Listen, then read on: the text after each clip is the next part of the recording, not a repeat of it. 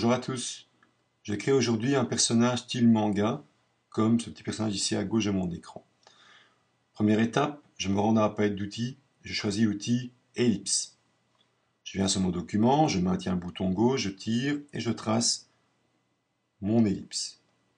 Une fois qu'elle me convient, je lâche le bouton gauche. Je vais maintenant lui appliquer une couleur. Je passe dans la fenêtre nuancier, je vais ici opter pour un beige clair. Et je vais maintenant appliquer une couleur de contour. Je passe d'abord dans la palette d'outils, je clique sur le carré de contour, et donc je vais choisir dans la fenêtre nuancier une couleur de contour, par exemple ici un brun foncé. Je vais maintenant appliquer à mon dessin une forme.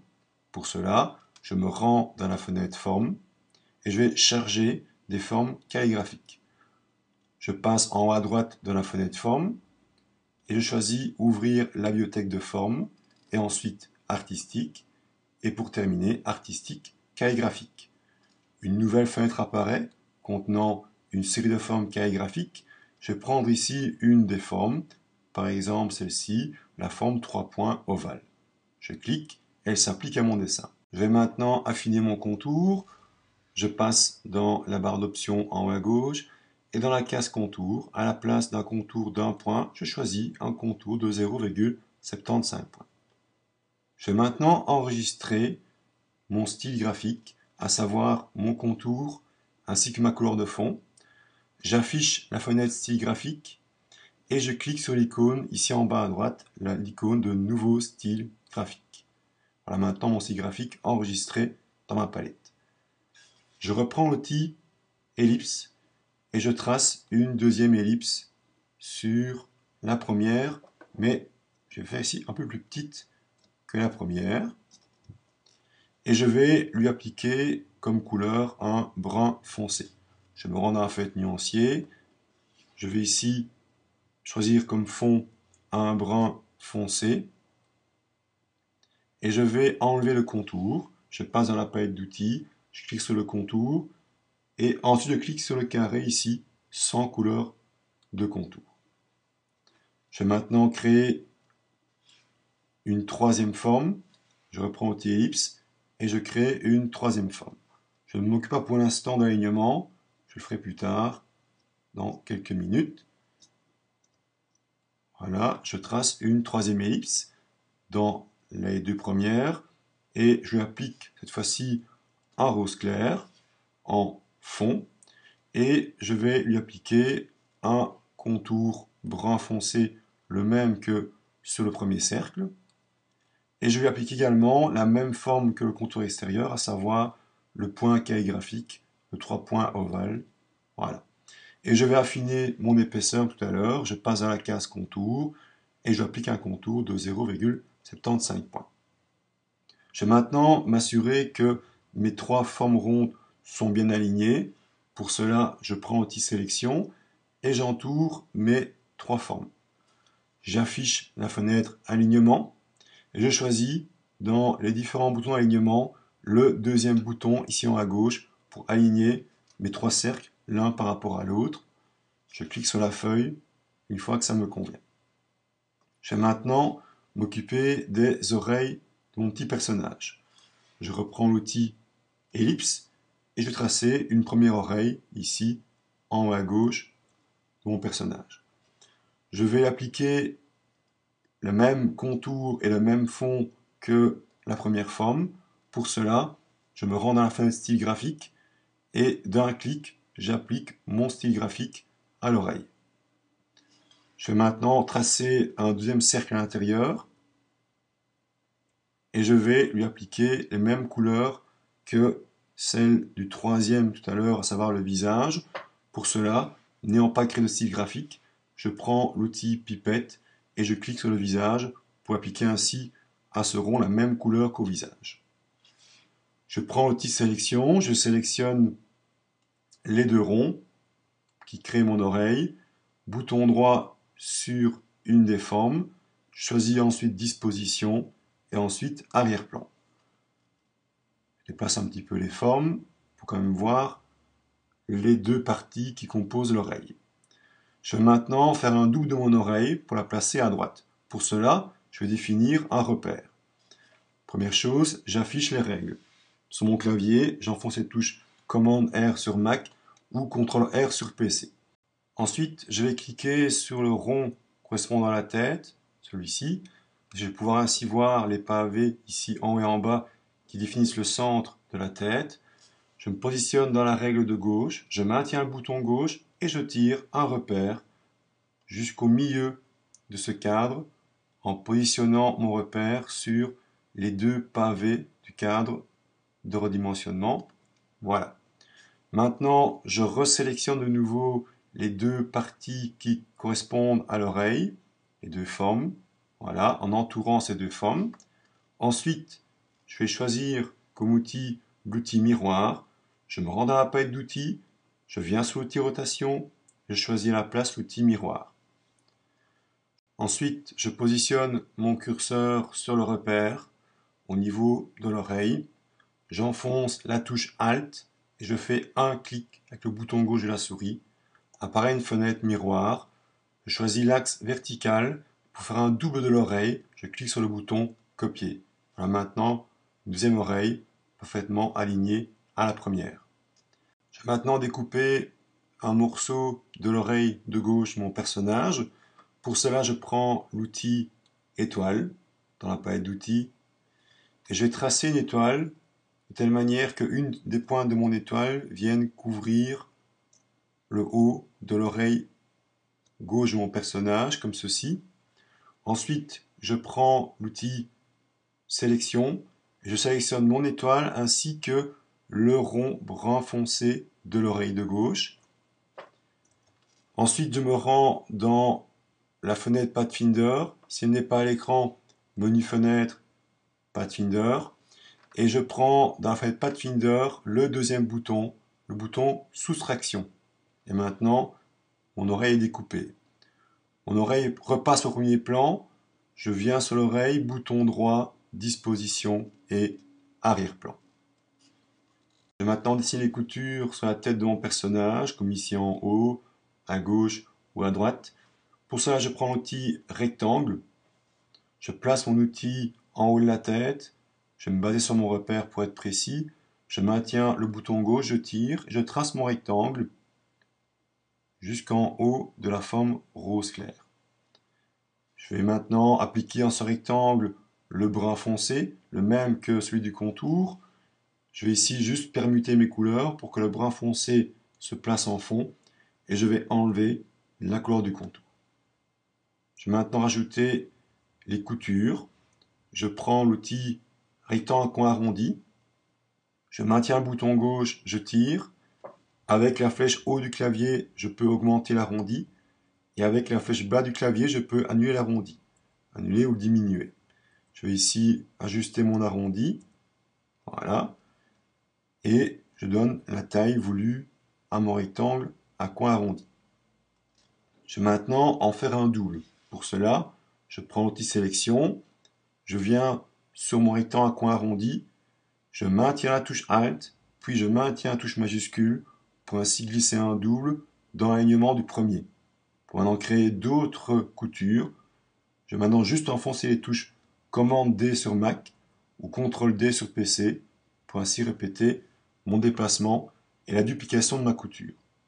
Je vais maintenant redessiner à droite et à gauche de la tête les mêmes coutures. Je reprends l'outil rectangle, je tire un rectangle du bord gauche de la tête jusqu'au bord du visage rose. Et maintenant, pour ne pas recommencer à dessiner les coutures, je prends la flèche noire, je clique sur un des rectangles à coin arrondi, je maintiens la touche Alt et je déplace un double. Maintenant, tourner ma couture, je place mon curseur près d'un des pavés du cadre, je maintiens le bouton gauche, je tourne dans le sens anti-horaire et je maintiens majuscule pour que ma couture soit bien verticale. Ensuite, je viens sur la couture et je la déplace sur ma ligne brun foncé et je vais en faire un double. Je viens sur la couture, touche Alt, puis je maintiens majuscule pour essayer un alignement et je lâche. Je vais maintenant sélectionner les trois parties qui constituent ma couture. Je maintiens la touche majuscule, je clique sur la deuxième forme et ensuite sur la troisième, à savoir le rectangle. Voilà. Je viens sur une des trois formes. De nouveau, je maintiens la touche Alt pour glisser un double. Et puis en même temps, je maintiens la touche majuscule pour rester aligné. Et je place le double à droite du visage. En cliquant sur la feuille, je désélectionne. Voilà maintenant le résultat. Je vais maintenant m'occuper de son museau. Je prends l'outil ellipse et je trace une petite ellipse en bas du visage que je vais remplir avec comme couleur de fond du blanc. Au-dessus, je vais dessiner le bout du nez en conservant l'outil ellipse, tout en maintenant également la touche majuscule enfoncée. Je trace un petit rond sur le museau. Je lui applique une couleur, je vais ici opter pour un brun foncé. Je vais maintenant dessiner la forme du museau, ici en dessous. Je vais pour cela travailler en dehors du visage, en grand, et puis après je vais réduire. Je conserve l'outil ellipse et je trace un cercle parfait en maintenant la touche majuscule enfoncée. Ensuite, je prends l'outil sélection. Je vais maintenant copier mon ellipse et la coller devant. Pour cela, j'enfonce mon clavier la touche commande C sur Mac, CTRL C sur PC, ensuite commande F sur Mac et CTRL F sur PC. Je me positionne sur un des coins, je maintiens la touche Alt enfoncée et en même temps je maintiens la touche majuscule et je réduis la taille de mon double. Ensuite, je sélectionne les deux avec la flèche noire de sélection et j'affiche à l'écran la fenêtre Pathfinder. Si elle n'est pas à l'écran, menu fenêtre et Pathfinder. Je vais prendre ici dans les différents boutons le deuxième et ainsi maintenant j'ai découpé mon deuxième rond dans le premier. Étape suivante, je prends l'outil rectangle et je trace un rectangle qui va couvrir un peu plus de la moitié de mon cercle. Je prends anti-sélection, j'entoure l'ensemble de mes formes, je repasse dans la palette Pathfinder et je reprends le même bouton, le bouton soustraction. Voilà, une première ligne pour le museau. Maintenant, j'enfonce la touche Alt, je positionne mon curseur sur la première ligne, je glisse un double, tout en maintenant majuscule, et je positionne le double à droite de l'original. Je sélectionne les deux parties, je viens sur un des quatre coins, tout en maintenant la touche majuscule enfoncée, et je réduis mes deux lignes, et je déplace dans le nez. Je vais encore ici les réduire, je les repositionne, et voilà. Je vais maintenant m'occuper des yeux.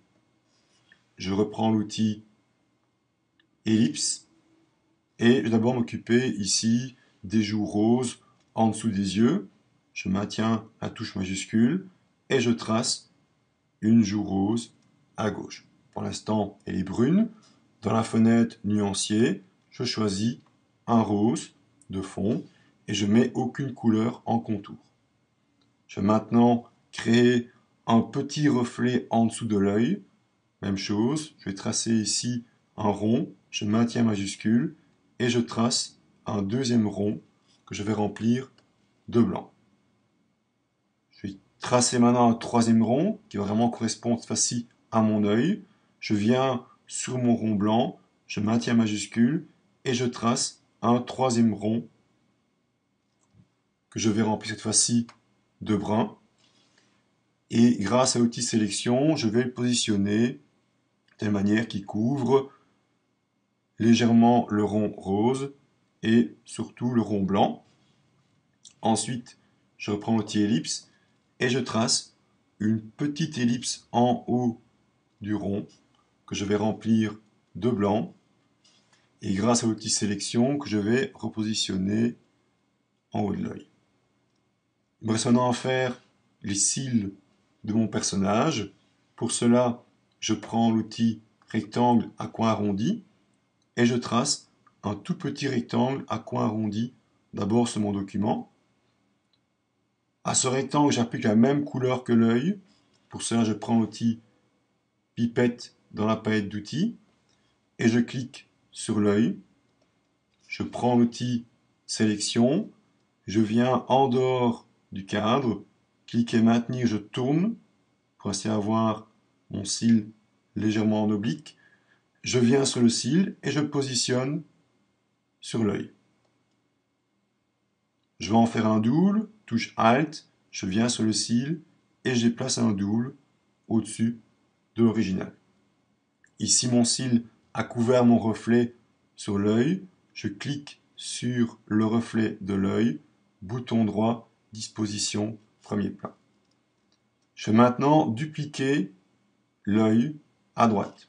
D'abord zoomer, je prends l'anti-loupe et je zoome pour mieux voir ce que je fais. Je prends l'outil sélection, je sélectionne la joue rose, puis avec la touche majuscule, je sélectionne l'œil brun, le reflet, la zone blanche en dessous, plus les deux cils.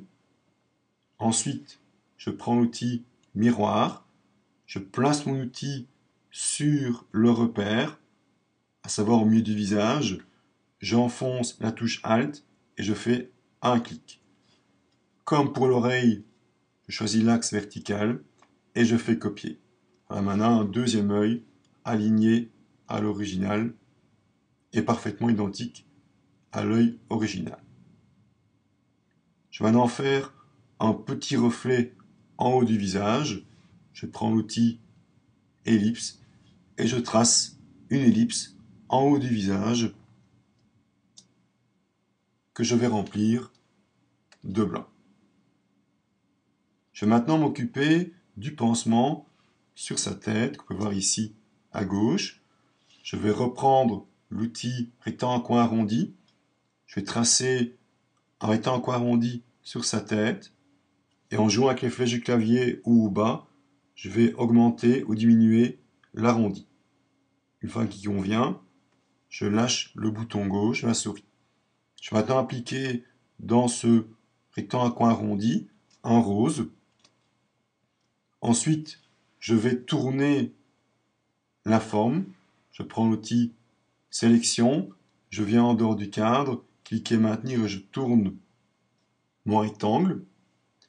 Je vais maintenant faire un double de ce rectangle à coin arrondi pour ainsi faire une ombre.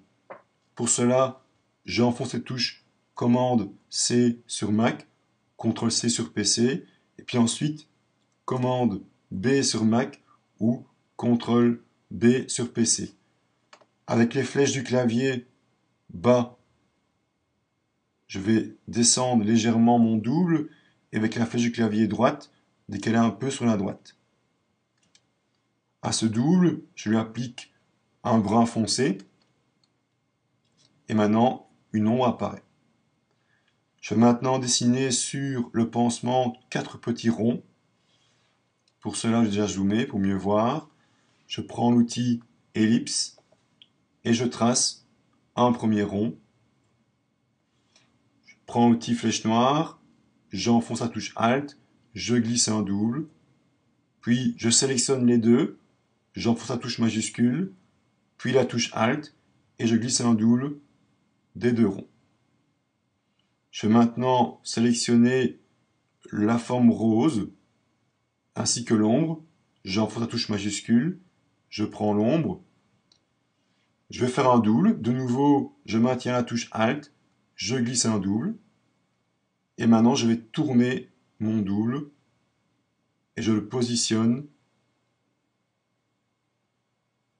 voilà, au-dessus du premier pansement. Je désélectionne en cliquant sur mon document. Je vais un peu dézoomer, il y a les touches commande moins sur le clavier. Voilà le résultat. Maintenant, je m'occupe du corps. Pour cela, je prends l'outil rectangle à coin arrondi, je positionne sur la tête, je maintiens le bouton gauche, je tire mon curseur vers le bas. Avec les flèches du clavier haut et bas, je peux ainsi diminuer, augmenter mon arrondi. Je vais ici l'augmenter. Et une fois que la taille me convient, je lâche le bouton gauche. Avec l'outil de sélection, je repositionne mon rectangle sur le repère et je vais maintenant lui appliquer la couleur identique à celle de la tête. Je passe dans la fenêtre style graphique et j'applique à mon rectangle à coin arrondi le style graphique avec le fond brun et le contour brun foncé. Je vais maintenant déformer le corps. Je me rends dans le menu Effets, je choisis Déformation et ensuite Arc supérieur. Je coche la 15 aperçu et avec la fonction verticale, je déforme le corps. Je vais ici entrer un pourcentage d'environ 15% et je valide par OK. Je vais repasser maintenant le corps à l'arrière-plan. Pour cela, bouton droit, disposition arrière-plan. Et je vais remonter le corps pour ne voir qu'une partie. Voilà. Alors, je vais maintenant sélectionner la couture sur la tête. Je maintiens la touche majuscule et je vais sélectionner toutes les coutures en haut de la tête, ainsi que le trait vertical. Je maintiens la touche Alt ainsi que la touche majuscule pendant mon déplacement pour ainsi placer la couture sur son ventre. Je désélectionne en cliquant sur le document. Ensuite, je vais tracer maintenant un cercle pour faire une ombre sur son ventre. Je prends l'outil ellipse et je trace un cercle sur la partie inférieure de son ventre auquel j'applique la même couleur que j'ai mis ici autour du visage. Pour cela, je prends l'outil pipette et je clique sur ma forme pour aller prélever la même couleur. Ensuite, je vais maintenant dessiner un cercle au milieu de son ventre. Je reprends l'outil ellipse, je maintiens la touche majuscule et je trace un cercle au milieu du ventre, auquel je vais appliquer les mêmes couleurs que sur le visage. Je prends donc l'outil pipette et je clique sur le visage pour ainsi appliquer les mêmes couleurs qu'au visage ainsi qu'aux oreilles. Je prends l'outil ellipse de nouveau et je trace un reflet blanc au-dessus de son ventre, comme je l'avais fait pour la tête, et j'applique à ce reflet comme couleur du blanc en fond et aucun contour. Ensuite, je vais maintenant m'occuper de son nombril. Pour cela, je passe à la palette d'outils, je viens sur l'outil trait et je prends l'outil spirale. Je vais d'abord désélectionner mon reflet, je maintiens la touche commande, je clique sur mon document pour désélectionner. Alors, je reprends l'outil spirale et je vais maintenant tracer la spirale. Je vais la faire en dehors du corps pour mieux voir. Je maintiens le bouton gauche, je tire et ma spirale apparaît. Une fois qu'elle me convient, je lâche le bouton gauche et je vais appliquer un contour brun. Je passe dans la fenêtre nuancier et je lui applique un brun. Je reprends l'outil sélection, je la réduis en taille et je la positionne sur son ventre, au centre du ventre. Je clique sur la feuille pour désélectionner. Je vais maintenant m'occuper des bras. Pour cela, je vais prendre l'outil rectangle à coin arrondi. Je vais tracer un rectangle horizontal correspondant au bras. Avec les flèches haut et bas du clavier, de nouveau, je peux augmenter, diminuer l'arrondi de mon rectangle. Je lâche. J'applique maintenant à ce rectangle à coin arrondi le même style graphique qu'à la tête et au corps. Je me rends dans la fenêtre style graphique et j'applique le style graphique correspondant. Ensuite, je me rends dans le menu Effets. Je choisis dans les effets Déformation et ensuite Arc. Je coche la case aperçue et maintenant, avec l'inflexion, on va modifier la courbure de mon bras. Je vais ici opter pour une courbure d'environ 30% et je vais ici annuler la déformation verticale, 30 en inflexion, 0 en horizontal, 0 en vertical, et je valide par OK. Je vais maintenant décomposer mon effet. Je passe dans le menu Objet et je choisis Décomposer l'aspect. Je reprends l'anti-sélection, je vais ici un peu réduire le bras, venir en dehors de cadre pour tourner le bras et le placer du côté gauche de son corps.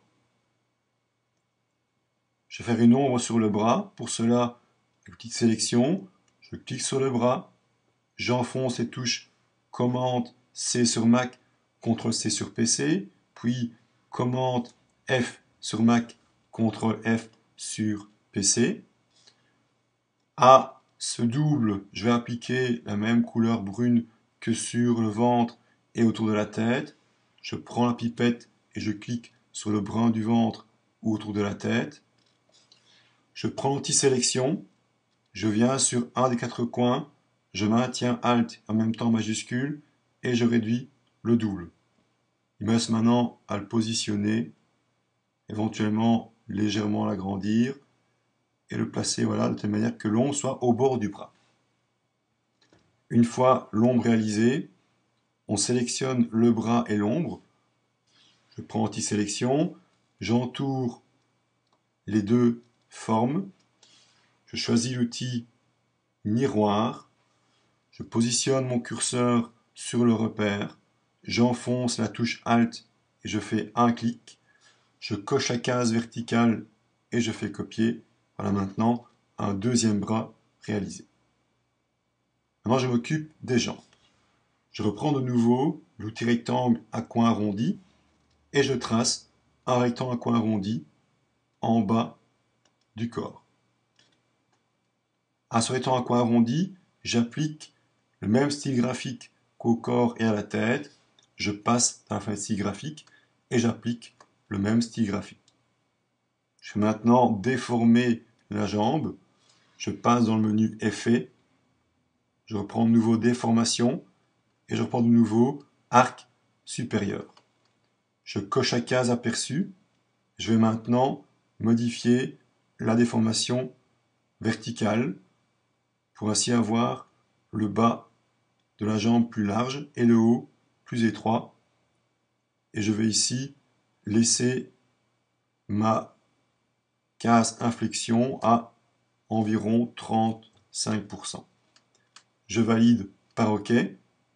Je vais maintenant faire passer la jambe derrière. Je prends l'anti-sélection, bouton droit sur la jambe, disposition et arrière-plan. Je la positionne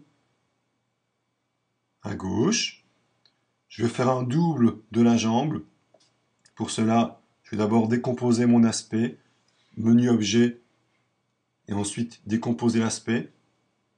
Je fais mon double en enfonçant les touches Commande C, puis Commande F sur Mac ou CTRL C, CTRL F sur PC. J'applique au double le brun correspondant à l'ombre sur les bras, le ventre et la tête. Je prends pipette, je clique sur un de ces brins. Je reprends l'anti-sélection, je viens sur un des quatre coins, je maintiens majuscule et en même temps la touche Alt et je réduis mon ombre et je la positionne sur la jambe.